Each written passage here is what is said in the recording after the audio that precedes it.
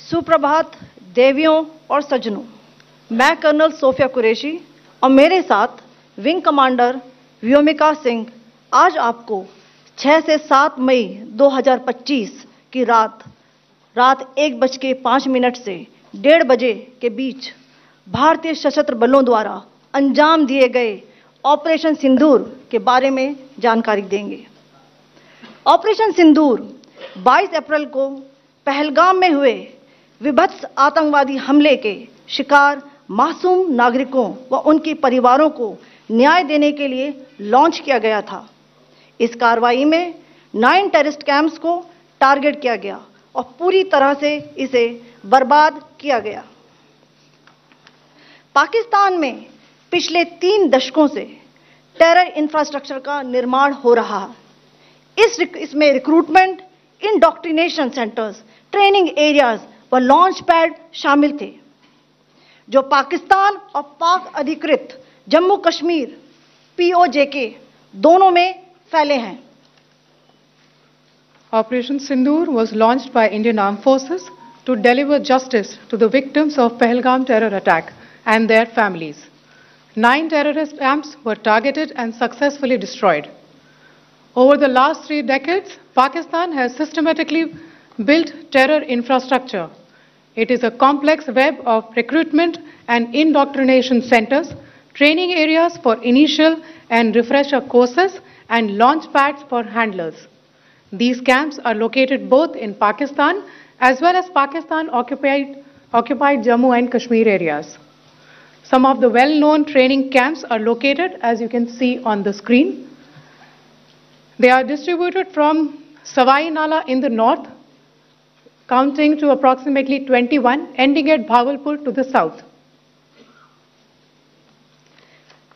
इन लक्ष्यों का चयन विश्वसनीय इंटेलिजेंस सूचनाओं के आधार पर हुआ ताकि आतंक गतिविधियों की रीढ़ तोड़ी जा सके, और यह खास ध्यान दिया गया कि निर्दोष नागरिकों और सिविलियन इंस्टॉलेशन को नुकसान न पहुंचे।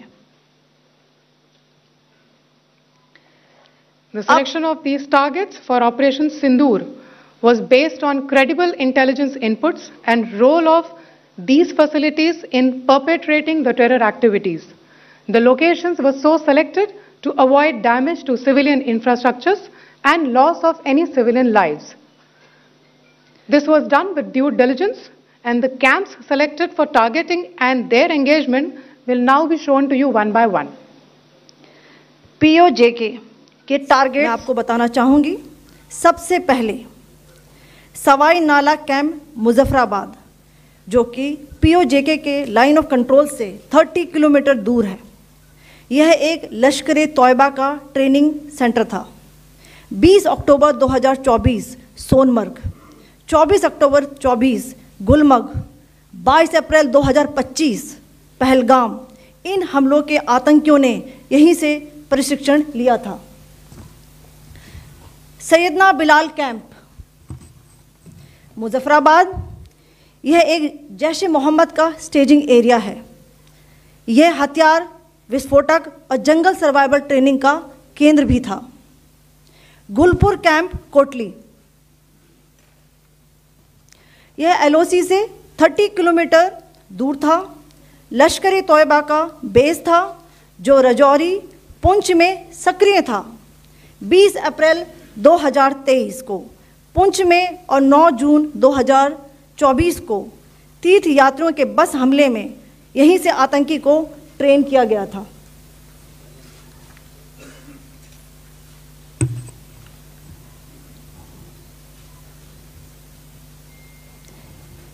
बरनाला कैंप बिम्बर, ये LOC से 9 किलोमीटर दूर है।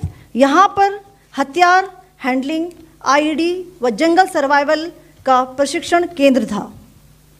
अब्बास कैंप कोटली,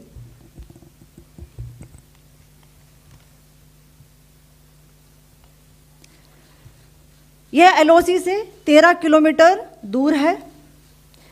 लश्कर-ए-तौयबा का फिदाइन यहाँ तैयार होता था। इसकी कैपेसिटी 15 टेररिस्ट को ट्रेन करने की थी।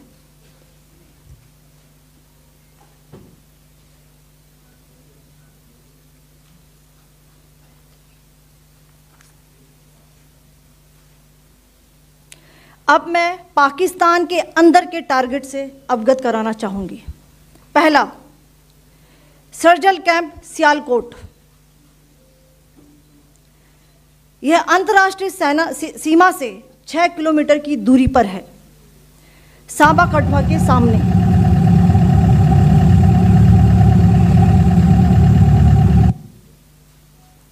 मार्च 2025 में जम्मू एंड कश्मीर पुलिस के 4 जवानों की जो हत्या की गई थी, उन आतंकवादियों को इसी जगह पर ट्रेन किया गया था।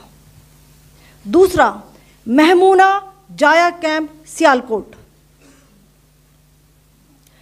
यह 18 से 12 किलोमीटर आईबी से दूर था। हिजबुल मुजाहिदीन का बहुत बड़ा कैंप था। यह कठुआ जम्मू क्षेत्र में आतंक फैलाने का नियंत्रण केंद्र था। पठानकोट एयरफोर्स बेस पर किया गया हमला भी इसी कैंप से प्लान और डायरेक्ट किया गया था। मरकज ताइबा मुरीद के, यह आईबी से 18 से 25 किलोमीटर दूरी पर है। 2008 के मुंबई हमले के आतंकी भी यहीं से प्रशिक्षित हुए थे। अजमल कसब व डेविड हेडली भी यहाँ ट्रेन हुए थे।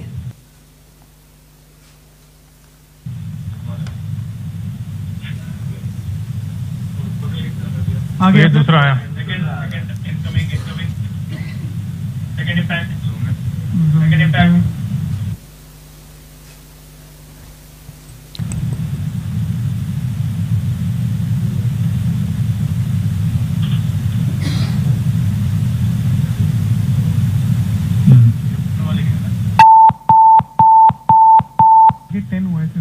टारगेट 10 हुआ, एंक्लोजर सेम ही है।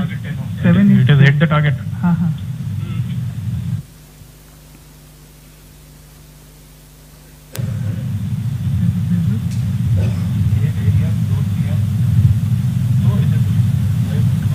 तीसरा आ गया सर, इम्पैक्ट।